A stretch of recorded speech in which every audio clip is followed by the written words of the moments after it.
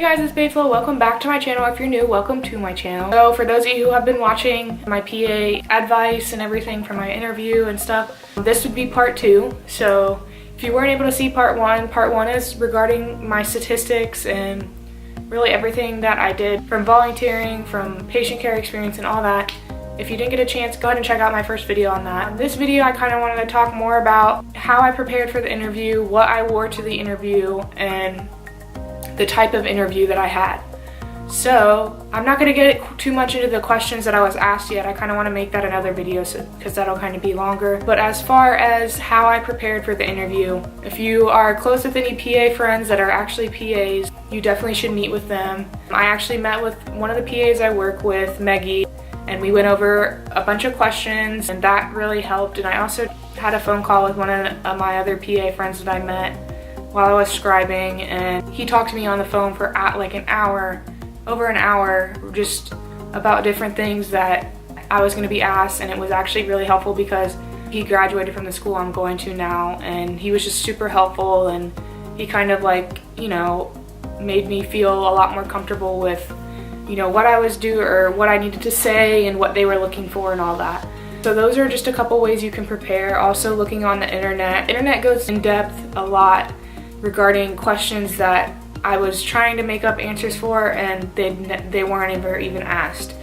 Depending on where you interview, I would suggest trying to find somebody you know that had interviewed there before, and try and get, you know, the down low on what was asked and what is expected of you. So yeah, make sure you're practicing up, you know, till your interview, which, you know, is common sense, but, you know, it obviously helps. And talking to yourself in the mirror, and even having your mom or somebody close to you ask you questions that you know are going to be asked is really helpful, because to hear yourself talk and watch yourself talk in the mirror, to see your mannerisms is great. And also I think UCF offers like a mock interview. I wasn't able to do that. I obviously graduated over a year ago, and I wasn't aware that I could actually go back and do a mock interview, but I think that's possible. So if you're really that, you know, nervous about it, go do a mock interview. They interview and they also video you to see the type of tendencies that you do. You like twirl your hair, or if you're shaking your leg, all that stuff, so you can kind of eliminate that before you get into the actual video. So I think that's really helpful. So what I wore to the interview, I'll put a picture right here. It was literally just a black suit with, you know, a blue button-down dress shirt. I mean, it was super nice, super comfortable. A lot of people were wearing the similar type of thing when I went, so don't stress too much about the outfit. As long as you're, you know, dressed nice and in a suit or whatever, even a skirt for the ladies. You know, you could dress in a dress skirt and a jacket, a suit jacket, and I think that, you know, anything like that is acceptable.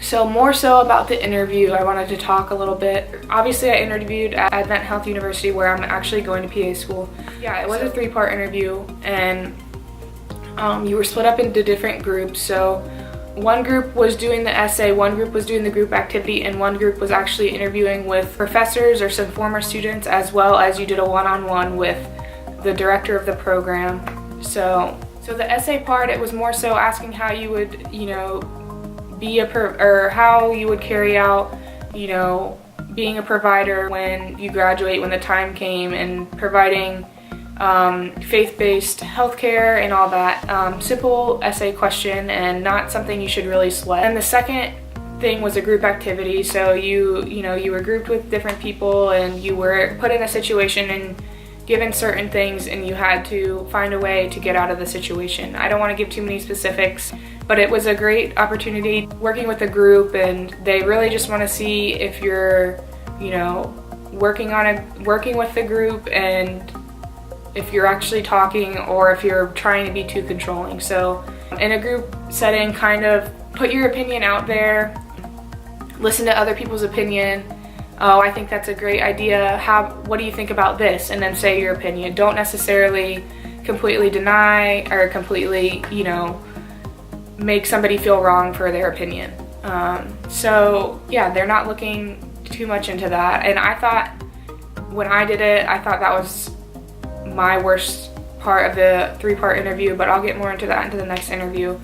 And then the third part was just, like I said, the interview process. I actually interviewed with a doctor who I think is also a professor there, and one of the former PA students, I think he was actually with the first cohort, I can never say that word, cohort of Advent Health and their PA program. So he was really nice. And then after that I did an interview with, like I said, the director of the program, Dr. Payne, and he was super nice, super personable. But like I said, I'll get more into that in the next video. So for those of you who would like to go to Advent Health, it's a 3-part interview. Really not stressful like you would think. It didn't feel like I was being interrogated, and that's the most important part, because I hear a lot of people who feel like they're interrogated when they go to an interview, but it was more personable, and I felt, you know, at home at Advent Health, and that's ultimately, you know, why I decided that right away that that's where I wanted to be. It's close to home, and I was just super happy to have a chance and an opportunity to go there. That's about it for today's video. If you have any questions about, you know, what to wear or whatever it may be, what I talked about in the video, comment below and let me know anything else you want me to do a video on. I'm totally open to that, and really appreciate you guys watching, and I hope this does help you out a little bit. Next video I'll be talking more about the interview and the type of questions I was asked. So don't forget to like, comment, share, and subscribe. I really appreciate you guys tuning in, and I'll be back with my next video, and that will be part 3. So like I said, thanks for tuning in, and I will see you guys soon. Bye!